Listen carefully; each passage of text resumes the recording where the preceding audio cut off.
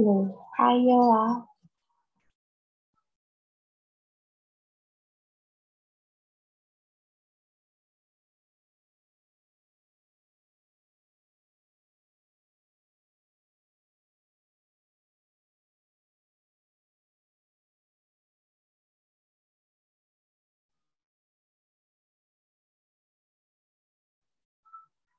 Moderatornya Aldi ya.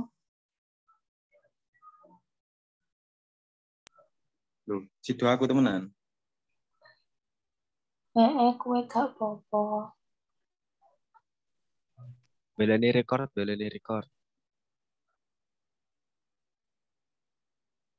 Iya. Iya.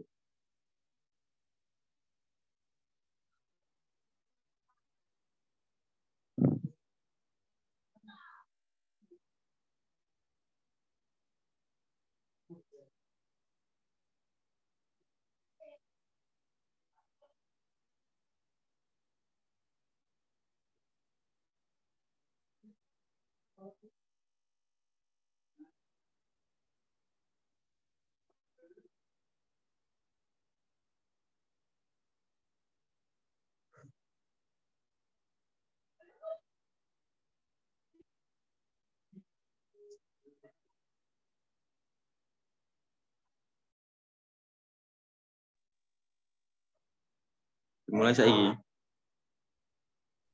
Gak apa-apa.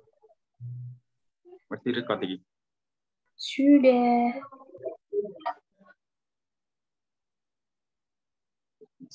So, gue anter ya.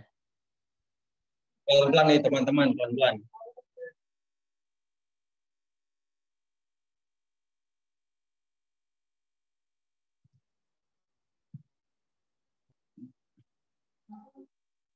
Oke, tak mulai ya. Assalamualaikum warahmatullahi wabarakatuh. Perkenalkan, kami dari kelompok.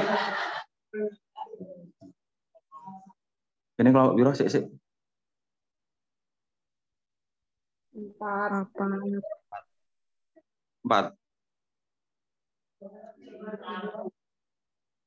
Oke. Assalamualaikum warahmatullahi wabarakatuh. Perkenalkan, kami dari kelompok 4 akan mempresentasikan hasil kerja kelompok kami yang berjudul audit atas proses RIC issue. Pertama-tama, perkenalkan rekan-rekan saya.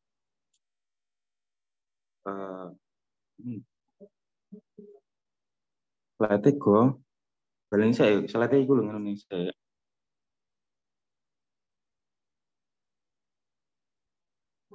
Gak iso melakukannya kok di Jumlahnya iku aku gak apal lah nih. Mencatiku lu di wes. Kan kono aku mulai perkenalkan rekan-rekan saya aku langsung ganti baleni ngono ya. Nah, sip. 1, 2, 3. Assalamualaikum warahmatullahi wabarakatuh. Perkenalkan, kami dari kelompok 4 akan mempresentasikan hasil kerja kelompok kami yang berjudul audit atas proses RIC issue. Perkenalkan rekan-rekan kami yang beranggotakan ada 10 orang. Yang pertama ada Intan Permatasari dengan NIM 2019-1231. Yang kedua Nisrina Huda Fatia dengan NIM 016. Yang ketiga ada Nisa dengan NIM 025. Yang keempat ada Friska dengan NIM 027. Yang kelima ada Adinda dengan NIM 031. Yang keenam ada saya sendiri dengan NIM 035. Yang ketujuh ada Mutiara dengan NIM 037. Yang ke-8 ada Winda dengan NIM 046. Yang ke-9 ada Fatil dengan NIM 061. Dan yang terakhir ada Astri Nika Anggun dengan NIM 09. Langsung saja saya serahkan yang berpresentasi pada malam hari ini yang bertugas.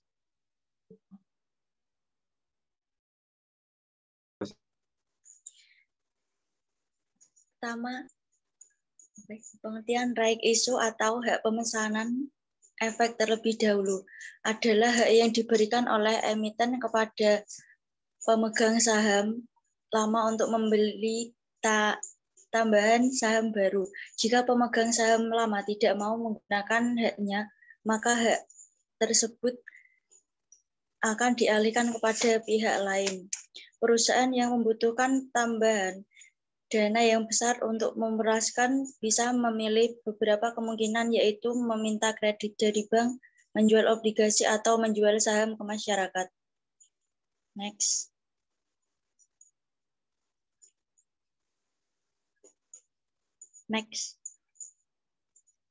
Perusahaan yang menjual saham bisa jika dikatakan go public jika perusahaan menjual sahamnya ke masyarakat, dan jika perusahaan yang menjual sahamnya ke masyarakat disebut emiten dan penjual saham ke masyarakat disebut emiten saham.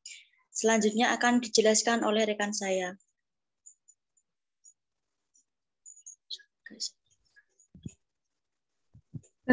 Banyak perusahaan yang tertarik untuk menjual saham ke masyarakat karena mereka dapat memperoleh dana segar atau fresh money yang murah dari masyarakat. Disebut murah karena besarnya dividen yang dibagikan kepada para pemegang saham, tergantung besar kecilnya laba yang diperoleh perusahaan dan diusulkan oleh direksi untuk disahkan dalam rapat umum pemegang saham. Seringkali dividen yang dibagikan lebih kecil dari bunga deposito.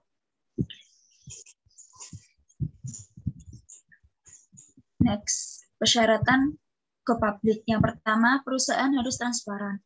Dalam arti harus ada keterbukaan mengenai keadaan keuangan perusahaan dan kegiatan operasinya. Yang kedua, sistem akuntansi dan pengendalian intern perusahaan harus cukup baik. Yang ketiga, kondisi keuangan dan hasil usaha perusahaan beberapa tahun yang lalu, sekarang, dan beberapa tahun yang akan datang harus cukup baik. Yang keempat, perusahaan harus menyiapkan prospektus. Yang kelima, harus ada tax clearance dari Dirjen Pajak yang menyatakan tidak ada kewajiban pajak perusahaan yang tertunggak. Yang keenam, tidak ada masalah hukum yang menyangkut perusahaan di pengadilan. Selanjutnya akan dijelaskan oleh rekan saya. Materi selanjutnya yaitu pengeluaran calon emiten untuk go publik. Yang pertama, financial consultant bertindak sebagai koordinator dalam persiapan go publik seperti penyusunan prospektus.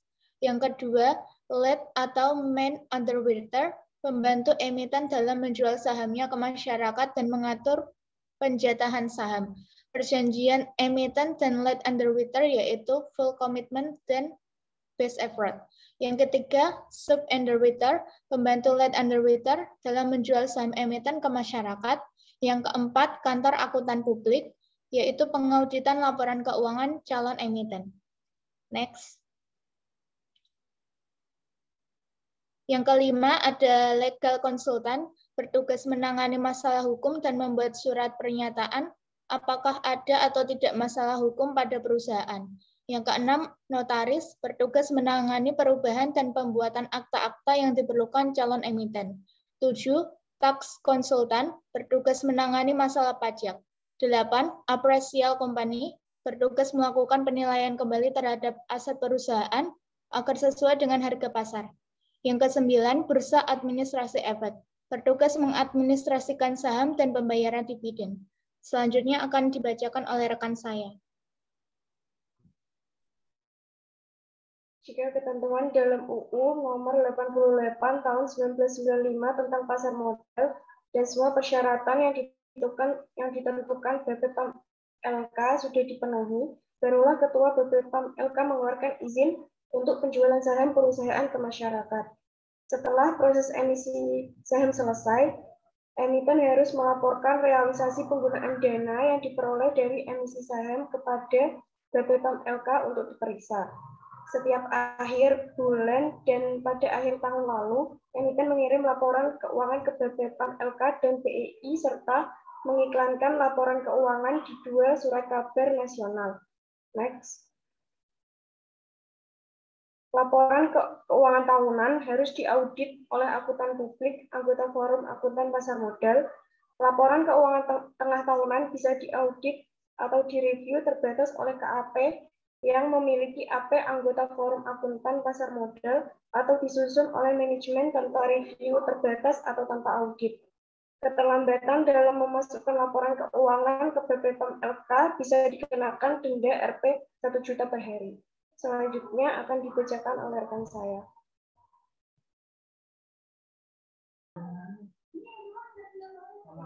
Tujuan pemeriksaan.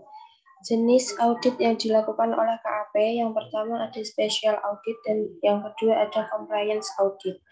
Tujuannya adalah memeriksa kewajaran proses right issue, apakah dilakukan sesuai keputusan Ketua BPPAM LK nomor KEP 26/PM/2003 tanggal 17 Juli 2003.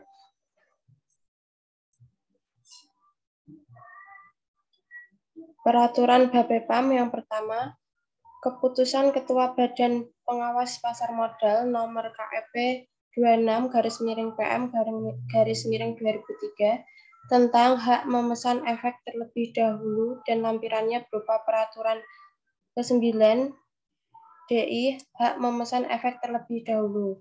Yang kedua, Keputusan Badan Pengawas Pasar Modal nomor KEP 08/PM/2000 tentang pedoman mengenai bentuk dan isi pernyataan pendaftaran dalam rangka penerbitan hak memesan efek terlebih dahulu dan lampirannya berupa peraturan nomor 9D.2 mengenai pedoman mengenai bentuk dan isi pernyataan pendaftaran dalam rangka penerbitan hak memesan efek terlebih dahulu. Yang ketiga, Keputusan Ketua Badan Pengawas Pasar Modal nomor KEP 09/PM/2000 tentang pedoman mengenai bentuk dan isi prospektus.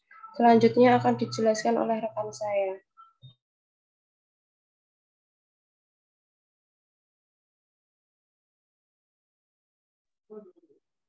Baik, materi selanjutnya ada audit prosedur.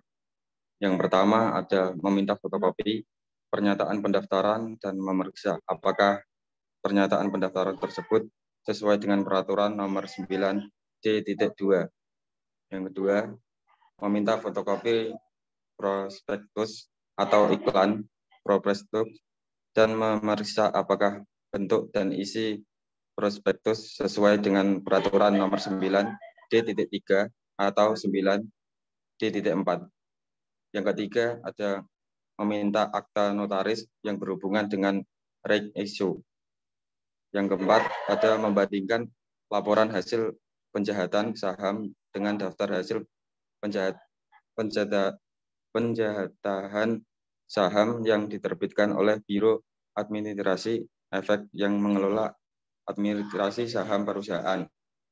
Yang kelima, ada membandingkan hak untuk memesan terlebih dahulu yang dimiliki oleh para pemegang saham perusahaan dengan keputusan rapat umum luar biasa para pemegang saham.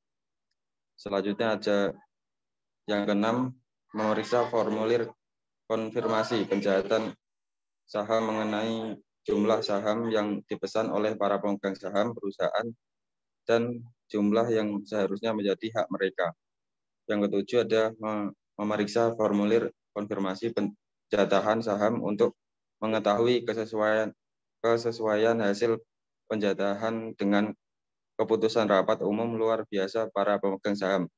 Yang ke-8 ada meminta rekening koran atau daftar pembayaran atas saham yang dibeli oleh para pemegang saham.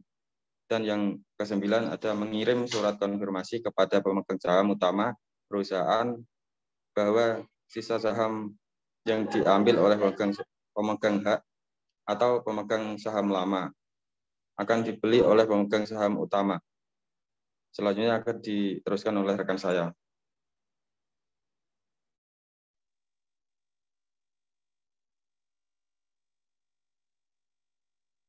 Selanjutnya yaitu contoh laporan audit.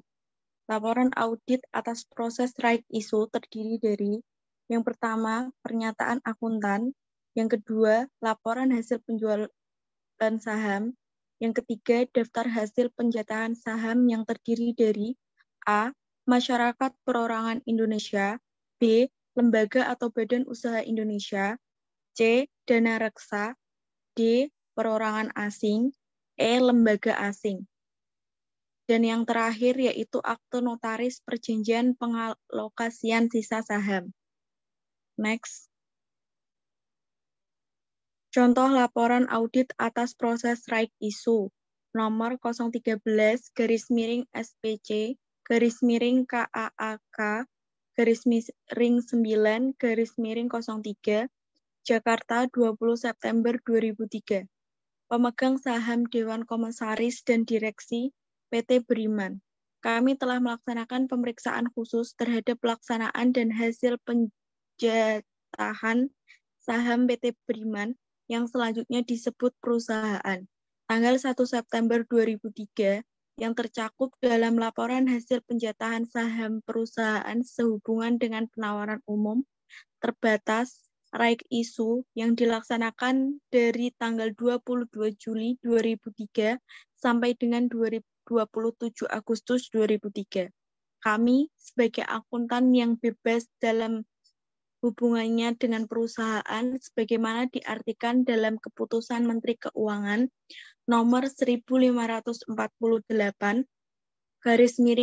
KMK _013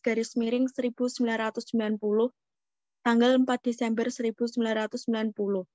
Jangto Keputusan Menteri Keuangan Republik Indonesia nomor 1199 KMK _010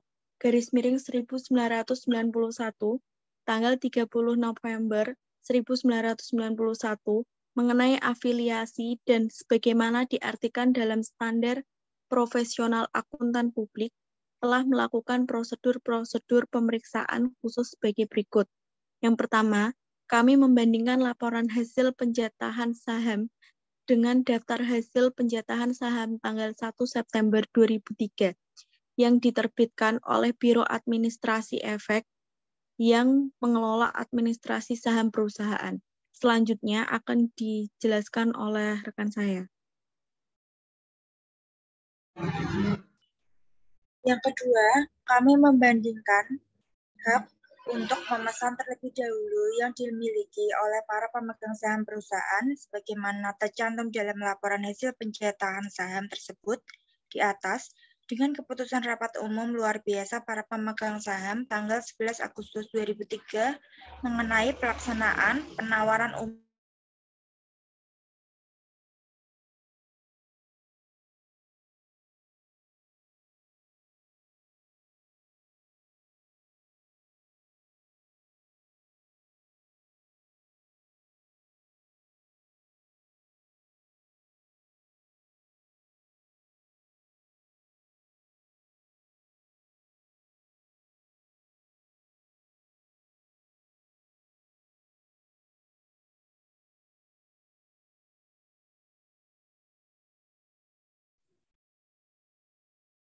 oleh para pemegang saham perusahaan dan jumlah yang seharusnya menjadi hak mereka. Yang keempat, kami memeriksa formulir konfirmasi penjatahan untuk mengetahui kesesuaian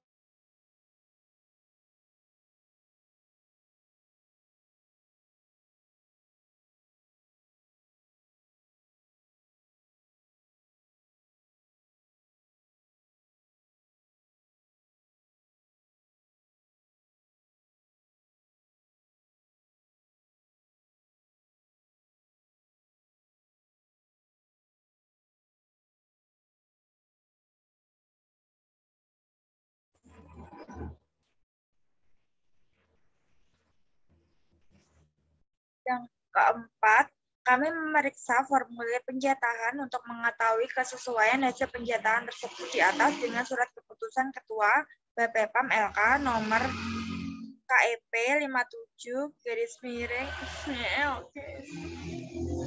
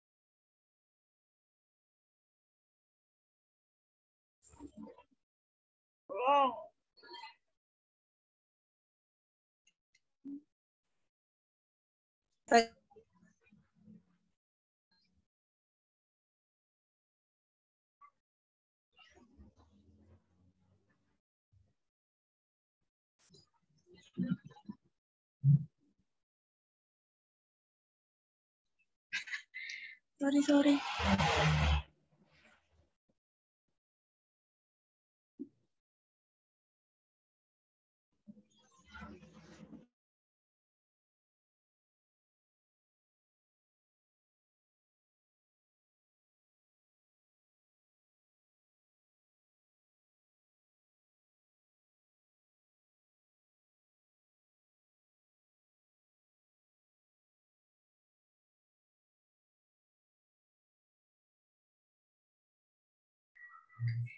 Yang kedua yaitu kami membandingkan hak untuk memesan terlebih dahulu yang dimiliki oleh para pemegang saham perusahaan sebagaimana tercantum dalam laporan hasil penjatahan saham tersebut di atas dengan keputusan rapat umum luar biasa para pemegang saham tanggal 11 Agustus 2003 mengenai pelaksanaan penawaran umum terbatas atau rights issue sebanyak 17.250.000 saham dengan ketentuan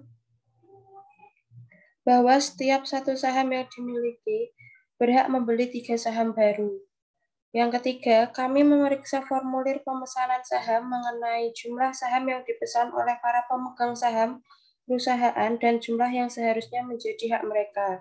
Yang keempat, kami memeriksa formulir konfirmasi penjatahan untuk mengetahui kesesuaian hasil penjatahan tersebut di atas dengan surat keputusan Ketua Bapepam LK nomor KEP 57-PM-1996 tanggal 17 Januari 1996 dan keputusan rapat umum luar biasa para pemegang saham tanggal 11 Agustus 2003 mengenai pelaksanaan penawaran umum terbatas sebanyak 17.250.000 saham dengan ketentuan bahwa setiap satu saham yang dimiliki berhak membeli 3 saham baru.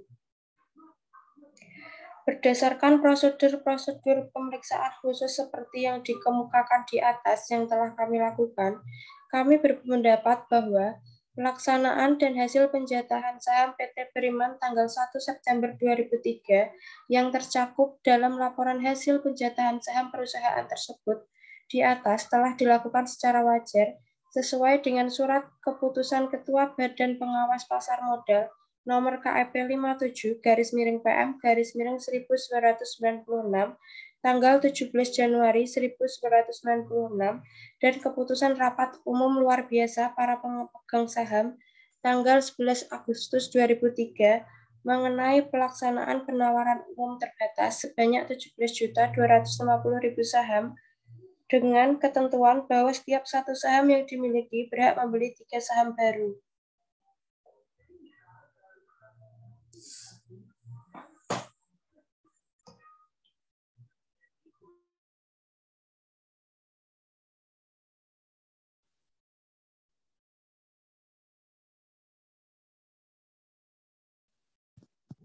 Di next lagi aja, Kak.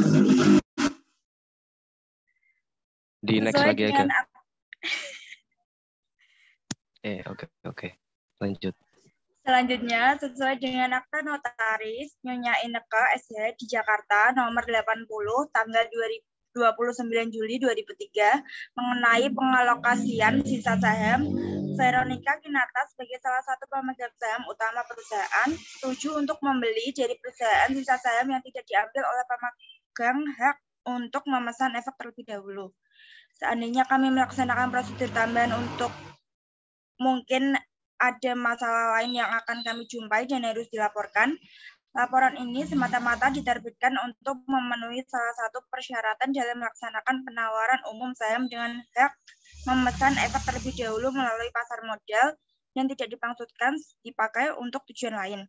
Kantor Akuntan Publik DRA Astrid Krisanti MM, izin Akuntan Publik AP 241188. Selanjutnya akan dijelaskan oleh rekan saya.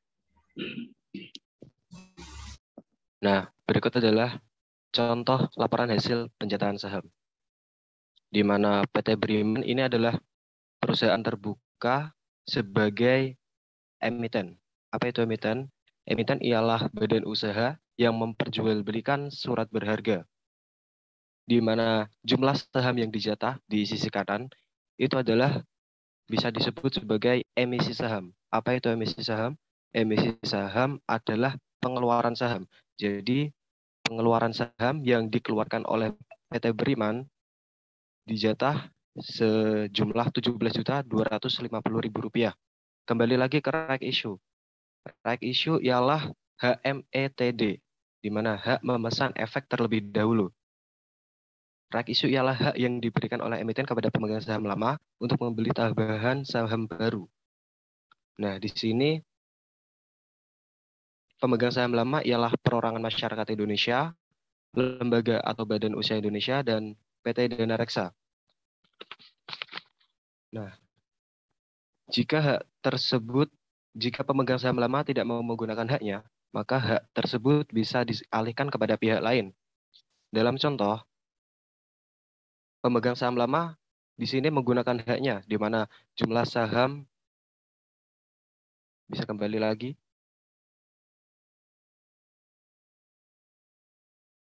Oke. Di mana jumlah saham yang dimiliki oleh Perorangan Masyarakat Indonesia berjumlah 52.000 lembar. Sedangkan jumlah yang dijatah ialah Rp221.400. Jadi jumlah saham yang berhak diambil oleh Perorangan Masyarakat Indonesia ialah sebesar Rp158.400. Begitupun sampai ke bawah. Selanjutnya akan dijelaskan oleh Mbak Astrinika. Silakan. Selanjutnya, contoh laporan audit atas proses right issue. Sesuai dengan perjanjian pengalokasian sisa saham perusahaan yang dibuat di hadapan notarisnya Inagro SK di Jakarta nomor 80 tanggal 29 Juni 2003, Veronica Kinarta sebagai salah satu pemegang saham utama perusahaan setuju untuk membeli dari perusahaan dan perusahaan setuju untuk menjual kepada Veronica Kinarta semua sisa saham yang tidak dibeli oleh pemegang hak yang ditawarkan dalam penawaran terbatas dengan harga yang sama dengan harga penawaran.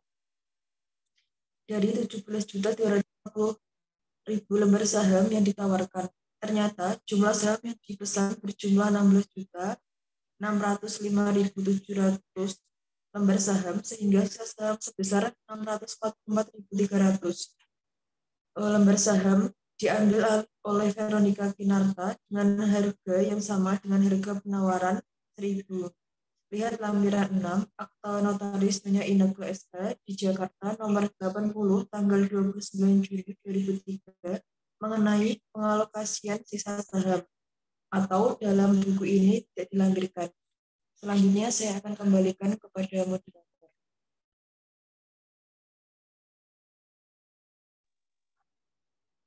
Baik, teman-teman, terima kasih atas penjelasannya, dan itu saja yang bisa kami sampaikan pada malam hari ini.